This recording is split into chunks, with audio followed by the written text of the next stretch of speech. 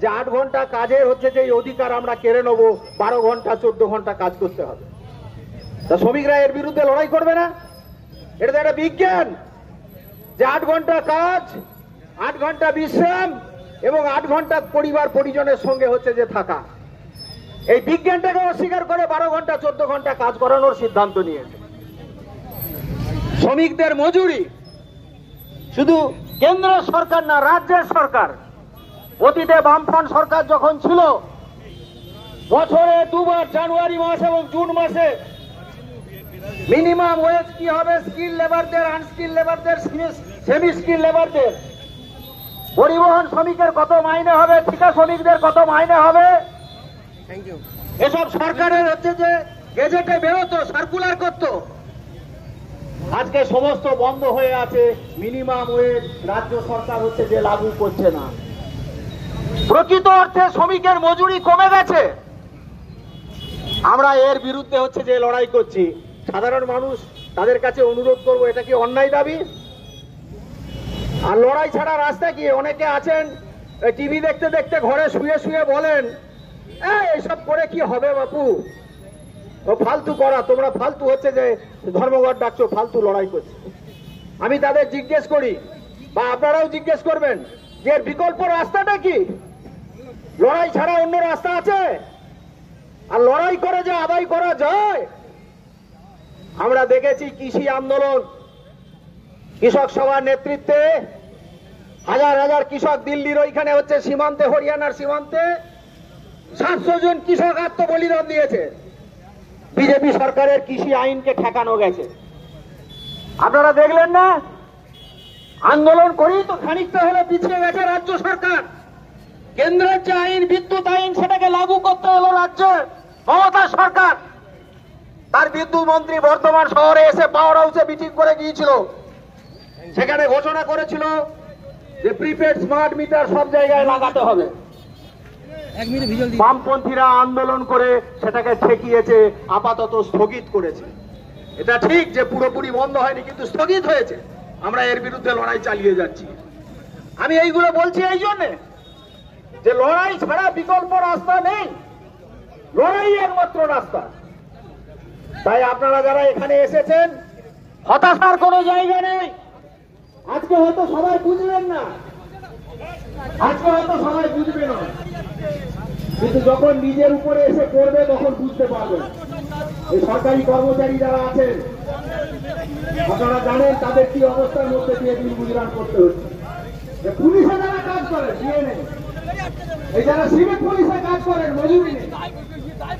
আমরা লড়াইটা কিন্তু যখন করি সবার জন্যই হচ্ছে যে করি, সব শ্রেণীর হচ্ছে যে মানুষের জন্য করি। আপনারা জানেন বর্ধমান শহরের বাজার, আমি এই কথাটা বলে শেষ করব, যে বর্ধমান শহরের বাজার আজকে শুকিয়ে গেছে। এখানে অনেক মানুষ আছেন যাদের সারাদিনে বৌদি হয়নি। কারণ কি? কারণ মানুষের ক্রয় ক্ষমতা নেই। মানুষ বর্ধমানে এসে জিনিস কেনার মতো পয়সা নেই। না আছে কর্মসংস্থান, না আছে চাকরি, না আছে সঠিক মজুরি, না আছে ডিএ। যারা বর্ধমানে বাজার করতে আসতো, রায়নায় বাজার করতে যেত, বলশিতে যেত, মেমারিতে যেত, আজকে বাজারগুলো শুকিয়ে যাচ্ছে। আপনারা জানেন যে আমাদের পূর্ব বর্ধমান জেলায় 9 লক্ষ জব কার্ড আছে, তার মধ্যে 3 লক্ষ জব কার্ড ভুয়ো। আমি একটা হিসেব করেছিলাম, তাতে দেখেছি যে বছরে 150 কোটি টাকার কাজ হতো, 3 বছর ধরে বন্ধ হয়ে পড়ে আছে। সেই 150 কোটি টাকা গরিব ক্ষেত মজুররা বালিশের তলায় ঢুকিয়ে রাখতো না, সেই টাকাগুলো নিয়ে তারা বাজারে এসে মাল কিনবে। কেন বন্ধ হয়ে পড়ে আছে? বিজেপি বলছে তৃণমূল চুরি করেছে। নতুন তৃণমূল তো সবাই চোর, সবাই জানে। তা তোমরা ধরছো না কেন? অ্যারেস্ট করছো না কেন? আইনে তো আছে, সেই দিকে নেই। আর উল্টো দিকে তৃণমূল বলে বেড়াচ্ছে যে বিজেপি টাকা বন্ধ করে দিয়েছে। লড়াই করো, চুরি করা বন্ধ করো। তোমাদের যারা চুরি করেছে দল থেকে বার করে দাও। গরিব মানুষের টাকা মেরে খাচ্ছ, লজ্জা লাগে না? মাঝখান থেকে এই তুতু মেয়ের ফলে পূর্ব বর্ধমান জেলায় প্রতি বছর 150 কোটি টাকার বাজার, সেইটা আজকে বন্ধ হয়ে গেছে। বলছে নাকি 1 আগস্ট থেকে চালু হবে। লড়াই করতে হবে, এছাড়া বিকল্প রাস্তা নাই। খেত মজুর ইউনিয়ন, কৃষক ইউনিয়ন তারা লড়াই করছে।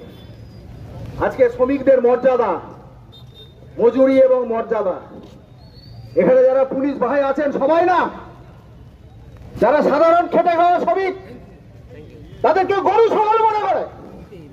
বাপের বয়সী লোক টোটো চালাচ্ছে, পুলিশের কেউ কেউ এই সোনার বাচ্চা নাম বলে তাকে টেনে সেইখান থেকে নামিয়ে নিয়েছে, কাকতো দিয়ে দিল। হয়তো একটু ট্রাফিক আইন ভঙ্গ করেছে না জেনে। আর আমাদের মতো সাদা জামা কাপড় পরা লোক 4 চাকার গাড়ি চাপিয়ে গেলে যদি ট্রাফিক আইন ভঙ্গ করে, আসুন স্যার, বসুন স্যার, আপনি এইটা কেন করলেন? অফিসে যান, যারা বাবু তাদের জন্য চেয়ার, আর যারা খেটে খাওয়া গরিব মানুষ, দোকান কর্মচারী, টোটো চালক, তাদেরকে চোরের মতো বসিয়ে রেখে দেয় এই সমস্ত অফিসাররা। আমরা এই শ্রমিকের মর্যাদার জন্য লড়াই করছি। তাই মজুরি, মর্যাদা, কেন্দ্রীয় সরকারের এই সমস্ত আইন, যে আইনগুলো সাধারণ মানুষের বিরুদ্ধে, এদের বিরুদ্ধে রুখে দাঁড়াতে হবে।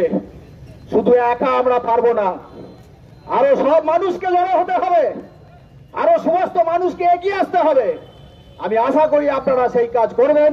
এই আশা, এই ভরসা রেখে আপনাদের ধন্যবাদ এবং অভিনন্দন জানিয়ে আমি আমার সংক্ষিপ্ত বক্তব্য শেষ করছি।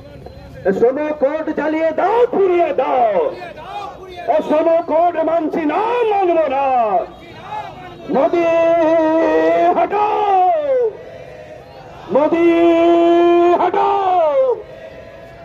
কমরেড, এরপর আমরা বিসি রোডের দিকে মিছিল নিয়ে যাব।